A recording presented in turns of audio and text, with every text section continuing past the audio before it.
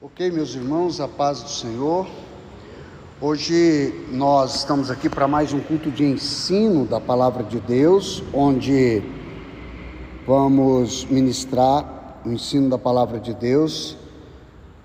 O texto de escolha para a leitura de hoje é Tiago, capítulo 1, e o versículo 15, que nos traz os seguintes dizeres. Vamos ler a partir do versículo 12. Bem-aventurado o varão que sofre a tentação, porque quando for provado receberá a coroa da vida, a qual o Senhor tem prometido aos que o amam. Ninguém sendo tentado diga: de Deus sou tentado, porque Deus não pode ser tentado pelo mal e a ninguém tenta. Mas cada um é tentado quando atraído e engodado pela própria concupiscência, que é o desejo descontrolado, cobiça. Depois, havendo a concupiscência concebido, dá à luz o pecado. O pecado, sendo consumado, gera morte. Não erreis, meus irmãos. Toda boa dádiva, todo dom perfeito vem do alto, descendo do Pai das luzes, em quem não há mudança e nem sombra de variação. Segundo a sua vontade, ele nos gerou pela palavra da verdade, para que fôssemos como primícias das suas criaturas. Hoje eu quero falar por que você não deve se intimidar. Não se deixe intimidar de pregar contra a deslealdade, porque você está lutando contra o espírito de morte e desolação. A única coisa que a rebelião trouxe à terra, a esta terra aqui, foi a morte, tristeza, pesar e dor. Qualquer luta contra a rebelião é uma boa luta e deve ser lutada. Nós não podemos nos intimidar, porque gestão é consequência de um chamado que está imbuído de intrepidez, coragem e ousadia. Isso nos faz capazes de nos conduzir. O texto bíblico em apreço, ele clarividencia que ao ser tentado, eu não devo dizer: de Deus estou sendo tentado, porque Deus não pode ser tentado pelo mal e a ninguém tenta. Mas a Bíblia diz que bem-aventurado é o varão que passa pela aprovação, porque quando for, bem-aventurado é o varão que sofre a tentação, porque quando for provado, receberá o galardão que o Senhor tem preparado aos que o amam. A Bíblia fala que é para a gente vigiar e orar, para não cairdes em tentação. Não está dizendo que ao orar e vigiar, a gente não vai ser tentado. Está dizendo que a gente, ao ser tentado, não vai cair. A oração não vai nos isentar, a vigilância e a oração não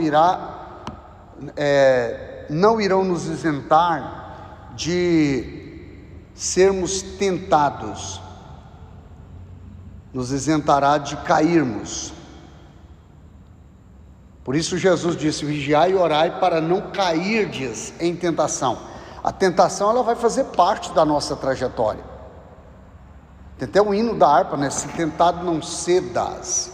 Ceder é pecar.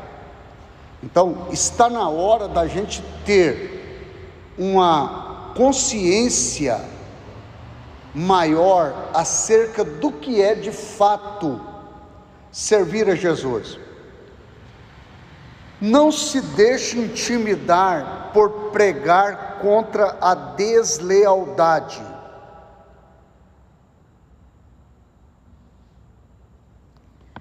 Porque a palavra de Deus, ela ordena você a combater o bom combate. Paulo diz: combati ao bom combate, acabei a carreira e guardei a fé. O cristianismo, ele envolve luta, batalhas.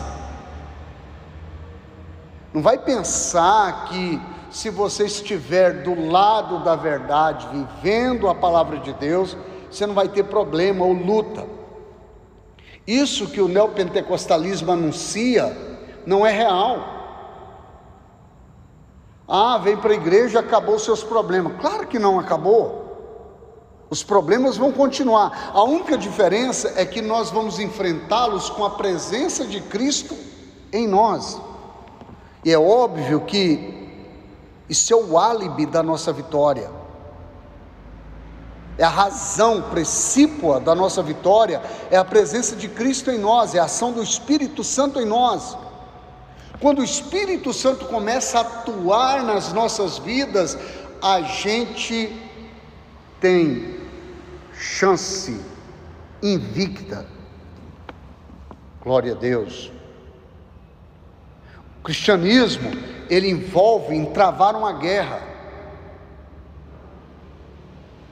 A jornada da fé, ela não é uma colônia de férias, é um campo de batalha. E às vezes no apogeu desta guerra, tem a cantora Roberta Gleice, ela cantou um hino que argumenta um texto conosco dizendo que na luta do bem contra o mal, o crente jamais luta sozinho. Tem a presença, Jesus falou conosco através, ele disse assim, portanto, ide, ensinai todas as nações, batizando-as em nome do Pai e do Filho e do Espírito Santo, e ensinando-as a guardar todas as coisas que eu vos tenho mandado, e eis que eu estou convosco todos os dias até a consumação dos séculos.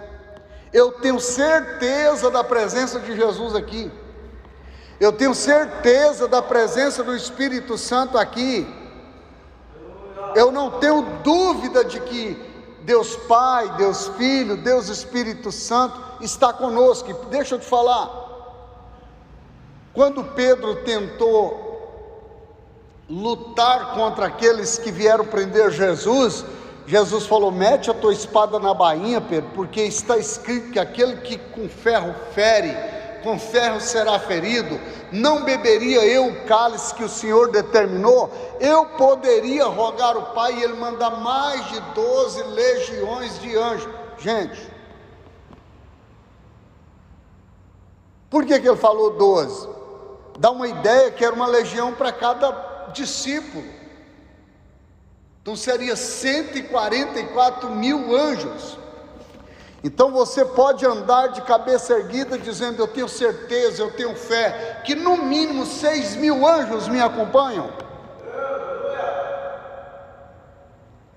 E um anjo sozinho lá na Síria matou 185 mil soldados.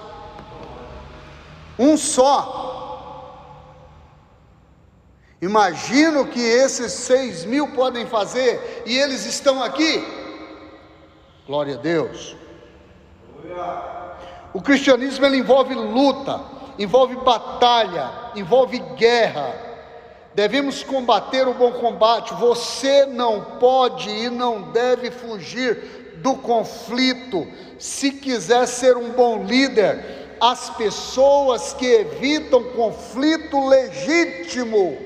O que é conflito legítimo?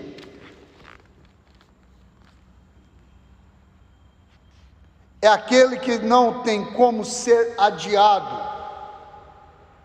Jesus está falando para os discípulos lá no Getsemane, ele está dizendo assim: gente, orem por mim, minha alma está angustiada até a morte. E ele pede oração e os melhores dormem. Depois ele disse: partamos daqui, porque eis que é chegada a minha hora. Era um conflito legítimo, Jesus não fugiu dele, Jesus não fugiu do Getsemane, Jesus não fugiu da cruz. Quem vive fugindo de conflitos legítimos só vivem para ter um problema pior em suas mãos mais tarde. Enquanto Davi não matou Golias, ele não parou de perturbar.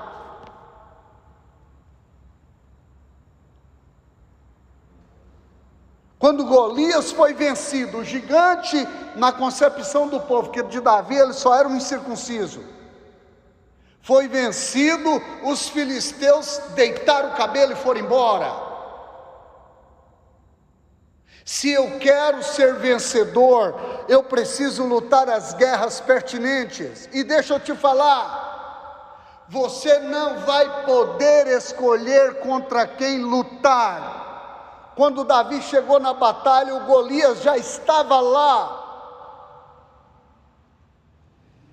Ele não pôde escolher com quem ele lutaria. Alguém escolheu o inimigo para Davi. E Davi escolheu estar ao lado de Deus. Mas tem uma coisa, ele pôde escolher as armas e a munição. Saul queria que ele lutasse com sua espada, com sua armadura, mas Davi preferiu usar as armas que eram dele. Toque a sua trombeta, irmão. Larga a mão de querer tocar a trombeta dos outros. Viva o seu chamado. Adore a Deus. Viva o propósito. Cumpra o propósito. Aqui em 1 Timóteo 1,18, Paulo disse que é um dever que ele estava encarregado de viver, de cumprir, de andar. Paulo, ele está no momento das considerações finais de sua vida. Ele está para ser oferecido por aspersão de sacrifício. Ele está quase sendo executado, está preso e está para ser executado a qualquer hora. A palavra de Deus diz aqui: este mandamento te dou, meu filho Timóteo, que segundo as profecias que houve acerca de ti, milites a boa milícia.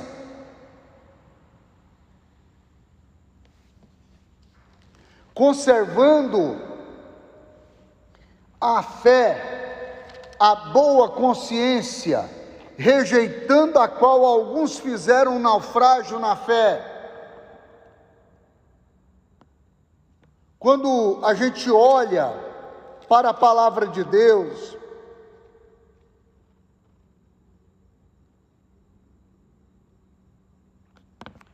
a gente começa a notar o quanto a palavra de Deus, ela é maravilhosa. Ele está mandando para Timóteo combater a milícia da fé, o chamado. E Paulo está quase que nas considerações finais de sua vida. E ele ainda diz para Timóteo, se você olhar o texto lá, combati o bom combate, ele diz: olha, quando procura vir ter comigo depressa, pega lá os livros, os pergaminhos, a capa que eu deixei em Troade. Paulo estava sabendo que qualquer hora morreria, disse: mas eu vou morrer meditando na palavra, eu vou cumprir o chamado, eu vou viver o propósito, eu não abro mão. Enquanto eu tiver vida, eu tenho um propósito, aleluia. Aqui nós precisamos entender: não se intimide em pregar contra a deslealdade,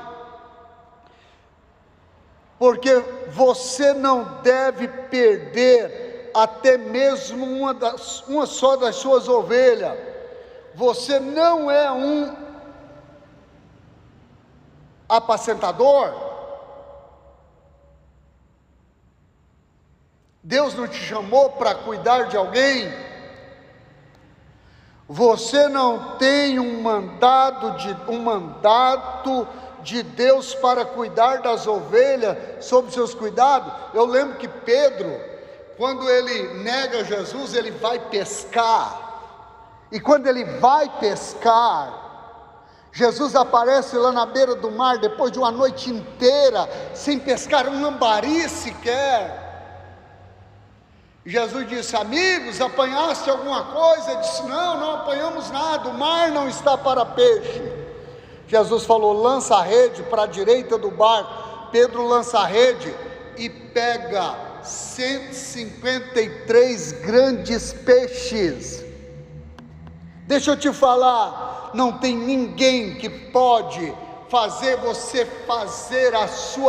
praticar a sua maior façanha, a sua maior pescaria, o seu maior negócio, do que Jesus na sua vida. Portanto, não abramos mão da presença dele em nós. Essa presença, ele vinha de uma noite inteira sem apanhar um peixe, decepcionado por tê-lo negado.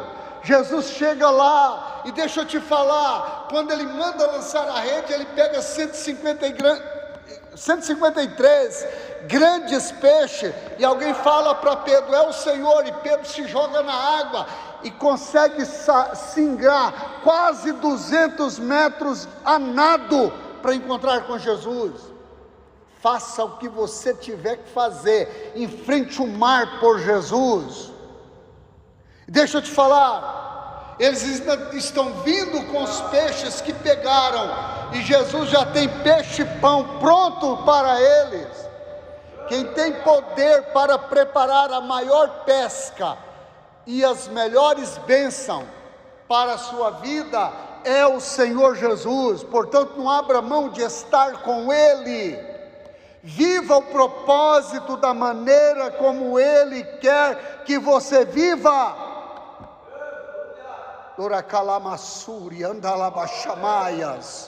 Está na hora de nós acordarmos para viver o propósito do jeito que o Senhor determinou que vivamos. E Jesus chega lá e ele tem peixe pronto. E sabe o que me chama a atenção? Quando Jesus falou assim, ferirá o pastor e as ovelhas se dispersarão, Pedro falou: Senhor, se todos te deixarem, eu não te deixarei, eu te amo mais do que todos aqui. E Jesus falou, Pedro disse: eu dou a minha vida por ti. E Jesus pergunta: darás tu a tua vida por mim? E ele disse: sim, eu darei a minha vida por ti. E Jesus diz: pois eu te digo que esta noite, quando o galo tiver cantado 2 vezes, terás me negado 3. Pedro nega Jesus 1 vez, 2 vezes, 3 vezes. Eu negar 3 vezes, o galo canta 1, 2 vezes. E ele lembra do que Jesus falou, e ele olha para frente, ele está a 1 metro de Jesus. Jesus olha para ele, dá aquela encarada messiânica para Pedro, olha nos olhos dele, e ao olhar nos olhos de Pedro, ao olhar nos olhos de Pedro, ele não fala nada, mas aquele olhar fala tudo, e Pedro sai chorar amargamente. E agora Jesus está lá na beira do mar, dando pão e peixe. Irmão, se era você ia dar pão e peixe para alguém que negou você, que praguejou você?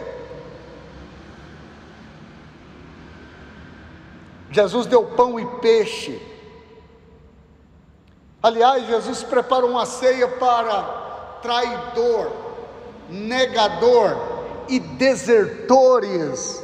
Talvez da qualidade de líderes e pastores, nós estamos precisando de aprender aos pés de Cristo como conduzir um rebanho, como resolver um problema, como solucionar problemas que aparecem na trajetória do ministério.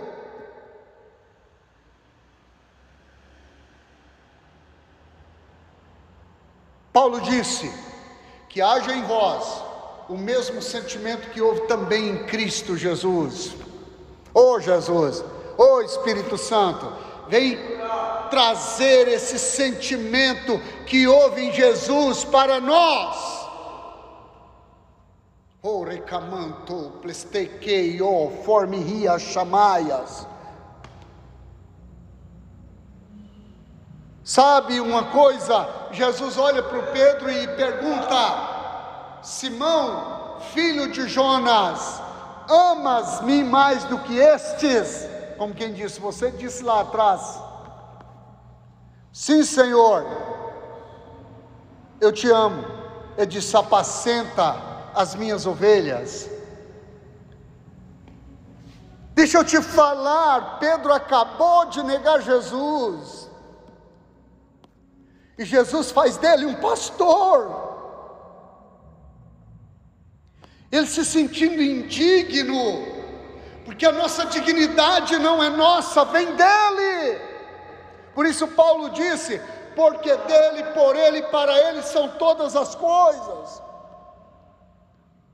Deixa eu te falar, Jesus pergunta a segunda vez: Simão, filho de Jonas, amas-me? Ele diz: Senhor, eu te amo. Ele disse: apacenta os cordeiros. Cordeiro, gente, é a parte vulnerável do rebanho.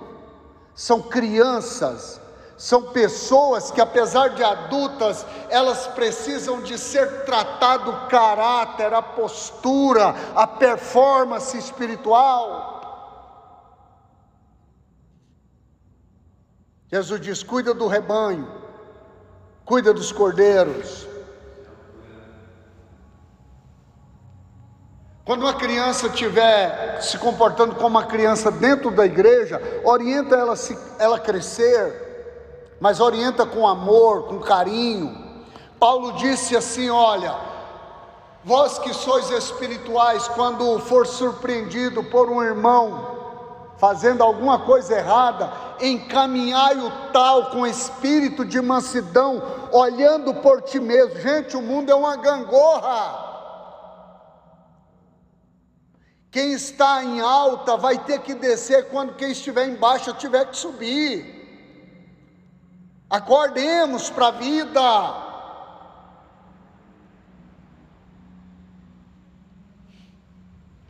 Ô Espírito Santo, Jesus pergunta a terceira vez: Simão, filho de Jonas, amas-me? E aí ele agora começa a chorar e fala assim: Senhor, tu sabe tudo. Deixa eu te falar, Jesus sabe tudo. Ele sabe que a gente não é essa Coca-Cola toda, essa Brastemp. Ele sabe que nós não somos tão bom assim. E não adianta, irmão, às vezes eu fico pensando no nível de hipocrisia que nós nos comparecemos até na hora da oração. Oh Senhor, quero te agradecer. Às vezes você está apodrecido por dentro, com raiva, e Deus sabe tudo. É melhor você chegar a Deus: olha, o Senhor conhece a minha vida, o Senhor sabe que eu estou estragado por dentro, eu preciso de restauração, eu quero a tua ajuda, eu quero a tua graça, eu quero o teu amor, e o Senhor sabe, eu não estou bem. Oh, recamanto, rebaiá, decamandarabassúria. Sabe uma coisa que me chama a atenção?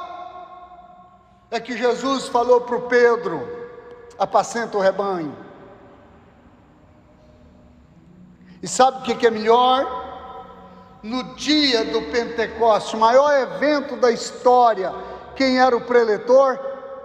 Pedro. Ele prega e quase 3.000 pessoas se rendem a Cristo. Aleluia. A presença do Espírito Santo possibilitou isso. Se eu posso fazer alguma coisa, não é por mim, é por causa da presença do Espírito Santo de Deus em mim. Xarabacandaraias, plestecou, formiria, chamanarauaie, stemenderegedebi alcamantorocotoplastekamente basuri alamaias. Está na hora de nós acordarmos.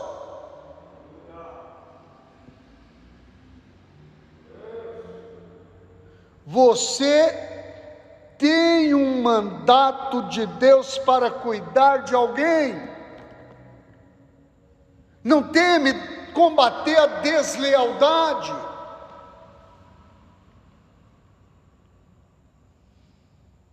Lá em João 17:12, o Senhor Jesus falou algo que eu quero compartilhar com vocês. Estando eu com eles no mundo, guardava-os em teu nome. Tenho guardado aqueles que tu me deste, e nenhum deles se perdeu, senão o filho da perdição, para que a Escritura se cumprisse.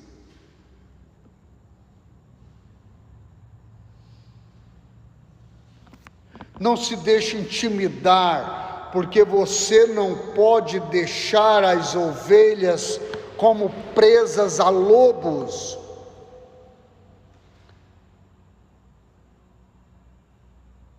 Esses lobos são apenas mercenários que não podem, que não param de lutar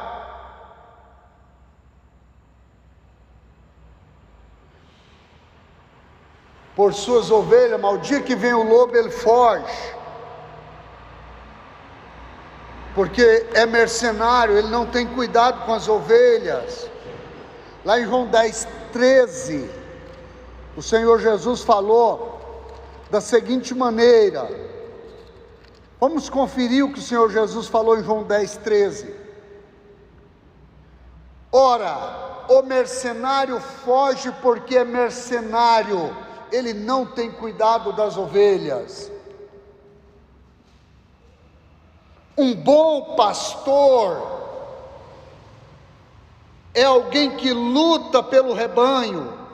Um bom pastor, ele está pronto para o conflito, quando isso tem a ver com defender a ovelha.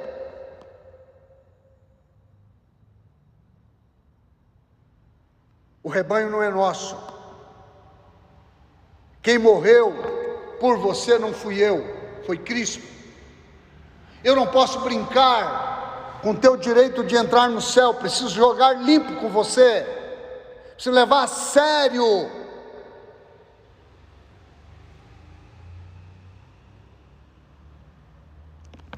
Não se intimide em pregar contra a deslealdade, porque você não deve ser enganado pelos truques e dispositivos do diabo, que vem como um anjo de luz.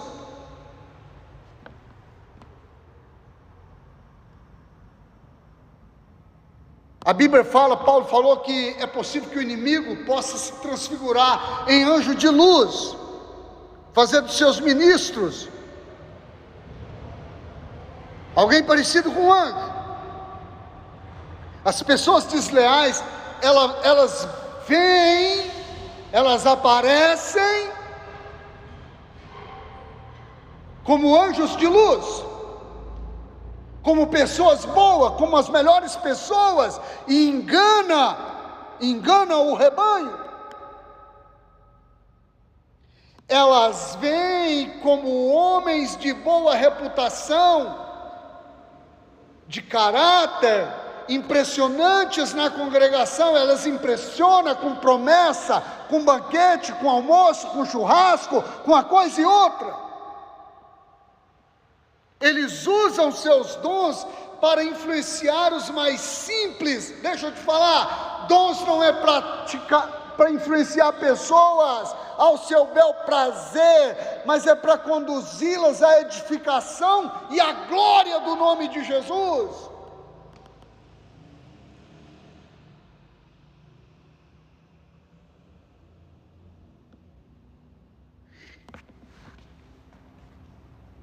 Eles querem influenciar os incautos, simples, os ingênuos entre nós, e eles levam cativas ovelhas jovens e imaturas. Jovem aqui dá ideia de gente que não tem maturidade suficiente bíblica para se defender. E são ovelhas que Deus confiou, pessoas por quem Jesus morreu. É nosso dever enfrentar esses enviados do adversário, e não importa quão polidos e dignos ou diplomáticos que eles pareçam, é preciso que digamos a eles: vocês não são anjos, eu os conheço. E eu sei por que vocês estão aqui. Jesus disse que aquele que não entra pela porta das ovelhas é ladrão e salteador. Foi Jesus quem falou isso. Isso é a constituição do reino.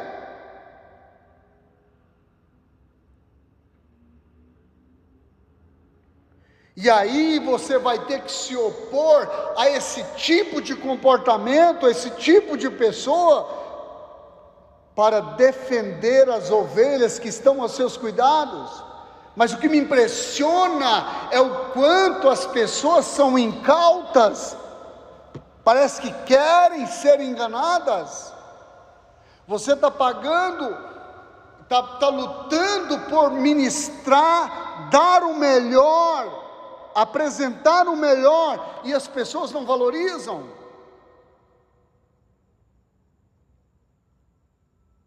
Lá em 2 Coríntios 11, o versículo 13 e 14, eu quero ler com vocês.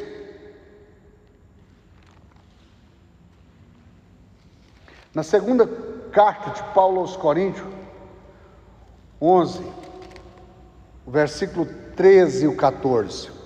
Porque tais falsos apóstolos são obreiros fraudulentos, transfigurando-se em apóstolo de Cristo, e não é maravilha, porque o próprio Satanás se transfigura em anjo de luz.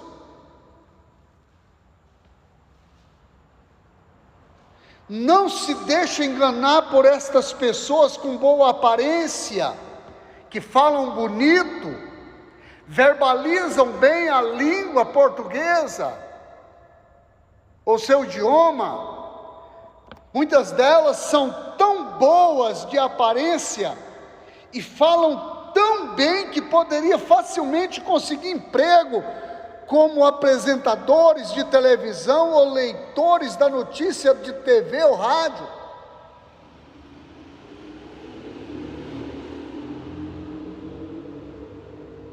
Hoje nós estamos vivendo uma época em que as pessoas estão preferindo dar ouvido a um coach do que um pastor que exerce sua função ministerial com responsabilidade. Essas pessoas, elas são agradáveis, que são facilmente escolhidas para serem monitores da escola, monitores e assistentes da escola, e até presidentes de países. Saiba que você precisa de boa aparência e falar bem para conseguir qualquer um desses empregos.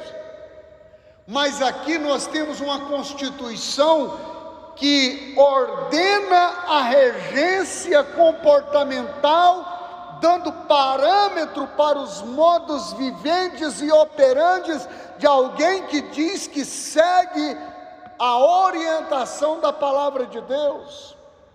E é preciso que estejamos subordinados às exigências desta palavra.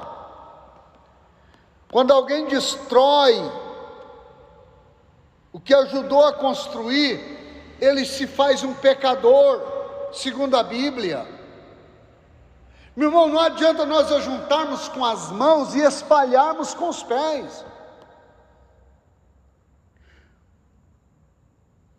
A gente não pode passar metade da vida construindo alguma coisa e a outra metade da vida destruindo a mesma coisa que a gente passou a metade da vida construindo.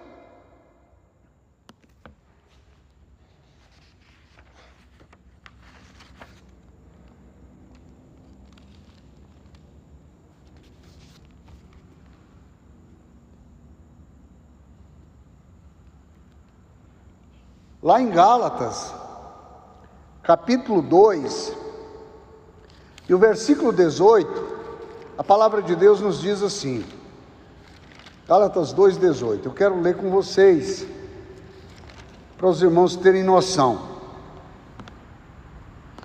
Porque se torno a edificar aquilo que destruí, constituo-me a mim mesmo transgressor. Pedro falou que se fomos libertos pela verdade e voltamos às práticas pecaminosas, aí se constitui aquele verdadeiro ditado: a porca lavada voltou a deitar na lama e o cão volveu o seu próprio vômito.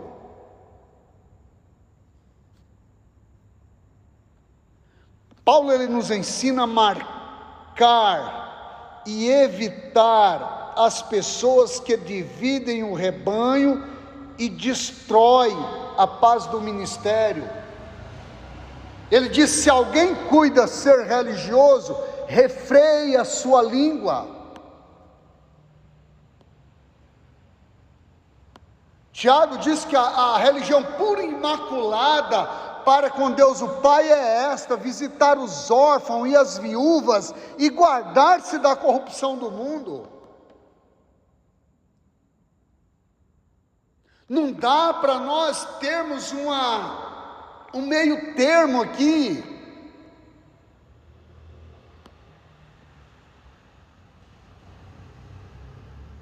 Paulo está ensinando você a evitar as pessoas. Ele diz: se alguém quer ser contencioso, nós não temos tal costume, nem as igrejas de Deus. Irmão, é fuxiqueiro, afasta. É fofoqueiro, afasta. Não dá palco para fofoqueiro não, porque o que ele traz de lá para cá, ele leva daqui para lá.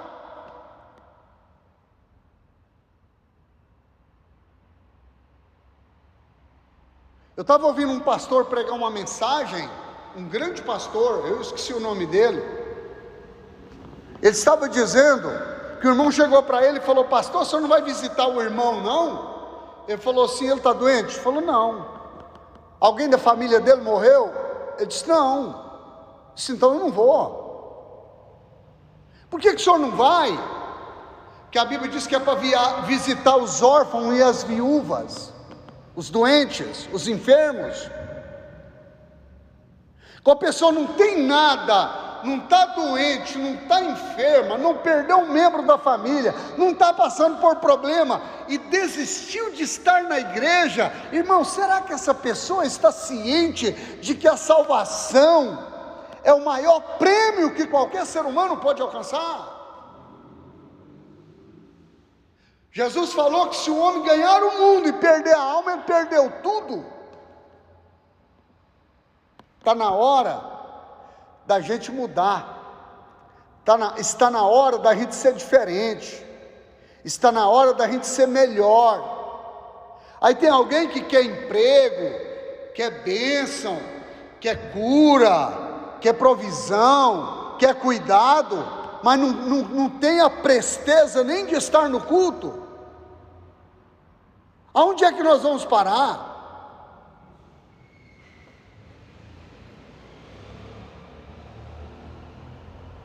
Falar a palavra de Deus, irmão, é de uma responsabilidade grande, porque se eu não falo isso para você, vai doer agora. Quando você for ouvir isso, você vai falar: aquele pastor é um pastor muito corajoso. Mas eu não estou aqui para me agradar. Quando eu venho para cá, eu falo: pastor, mas essa palavra é dura. Você tem noção do que ela fez comigo quando eu estava preparando essa mensagem?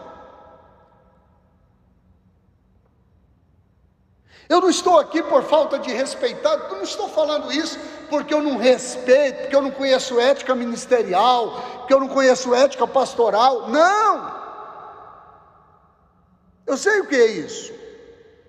Eu estou aqui falando porque eu sei que eu tenho um chamado, e o Senhor disse a Ezequiel: filho do homem, eu te dei por atalaia sobre a casa de Israel. Se você vê alguém no erro e não falar, e aquela pessoa morrer no erro, o sangue da tua mão eu requererei.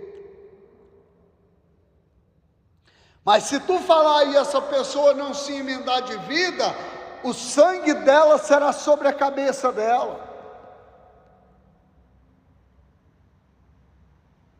Eu quero chegar no céu um dia e Deus falar comigo assim: vinde, bendito meu Pai, possui por herança o reino que está preparado desde a fundação do mundo. Foste fiel no pouco, sobre o muito te colocarei.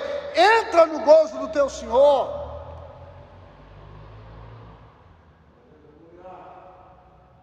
Nós não estamos aqui para exibir uma oratória, para dizer que falamos bem. Aliás, se fosse por isso, nem aqui estávamos.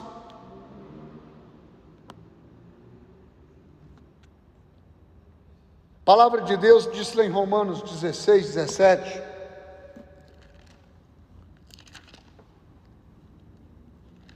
um texto bem conhecido, mas deixa eu ler para você.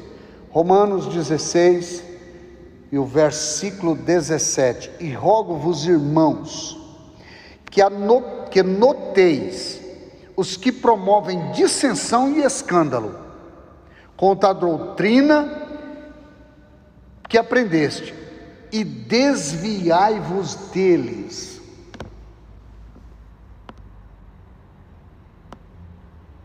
Foi Paulo que falou isso, irmão, não foi eu que inventei, não. Vou ler de novo. Romanos 16, 17: e rogo-vos, irmãos, que noteis os que promovem dissensão e escândalos contra a doutrina que aprendeste, desviai-vos deles.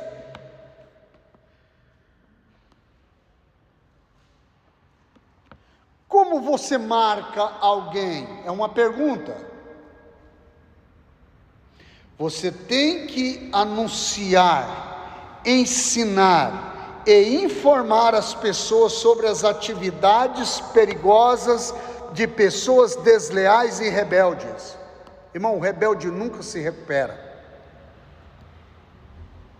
A Bíblia diz que o pecado de rebelião é como o pecado de feitiçaria. Está escrito. Não adianta você achar ruim: o pastor está sendo... Não, ser rebelde não conta, não vale, não te promove.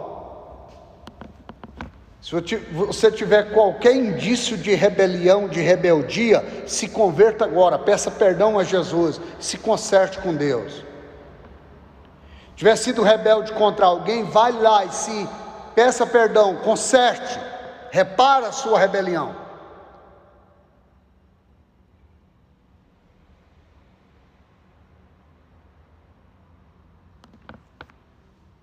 Não é uma coisa agradável marcar as pessoas e ensinar a respeito delas, mas se você não está preparado para marcar e evitar as pessoas, você não pode ser um apóstolo forte e construir muitas igrejas e contribuir para o crescimento do reino de Deus.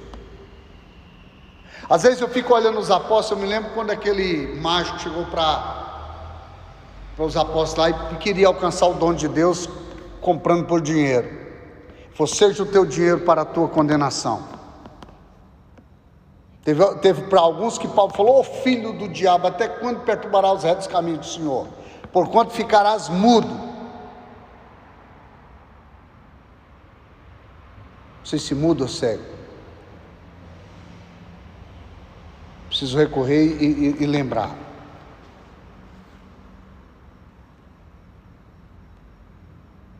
John Wesley, cujo movimento metodista existe no mundo inteiro, não era amado por todos.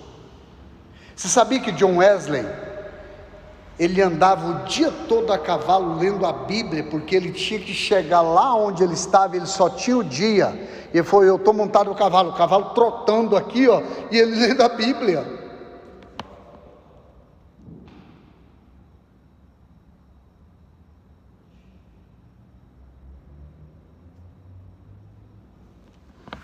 Eis-me aos teus pés, Senhor, opera em mim. Te peço mais amor, opera em mim. Eu gozo vou fluir, se tua lei cumprir. Ó, dai-me teu amor, opera em mim. Não, sedento com ardor, opera em mim. Te peço mais amor, opera em mim. Tu só me podes dar a perfeição sem par, ó bom Consolador, opera em mim. Ó meu Senhor Jesus, opera em mim. Por tua santa luz, opera em mim. Revela-me o valor da morte do Senhor, por mim na dura cruz, opera em mim. Não tardes mais, Senhor, opera em mim. Escuta o meu clamor, opera em mim. No sangue de Jesus, vertido lá na cruz, me guarda, por favor, opera em mim, aleluia. Espírito Santo. Nem todos gostavam de John Wesley, mas John Wesley disse às pessoas que a sua igreja não era democrática, e que qualquer um era livre para deixá-la, se não concordasse com ele. Você deve ser um líder forte, você não deve se intimidar com aqueles que naturalmente não gostam de autoridade e de uma boa liderança. Eu já falei várias vezes. Um dia alguém disse: pastor, se eu for para a igreja, o senhor me aceita como sou? Eu falei: irmão, igreja não é um lugar assim. Quando você decide ir para a igreja, é porque nem você te aceita como você é. É lugar de mudança. Que mudança em mim fez o meu bom Jesus, entrando no meu coração. Entrando no meu coração. Se Jesus entra no teu coração, tem mudança, irmão? Algo tem que mudar. Jesus nunca entra numa casa e ela fica do mesmo jeito. Se ele entrou na tua casa, mudanças vão acontecer. E hoje foi essa aula, porque você não deve se intimidar. Deus te chamou para ter ousadia, intrepidez e coragem. Eu quero orar por você. Vou fazer duas orações. Uma é por você que vai ouvir esta palavra. Pai, eu oro por esta pessoa que vai ouvir esta palavra. E eu quero orar que o Senhor Deus possa operar uma unção poderosa e as mudanças que os céus se aplazem realizar na vida desta pessoa. Eu oro e declaro isso. Papai, a outra oração que eu quero fazer é em favor do seu Edson, pai do irmão Vital. Ele está hospitalizado, ele precisa de milagre. E eu quero que o Senhor visita ele aonde ele estiver. Cura.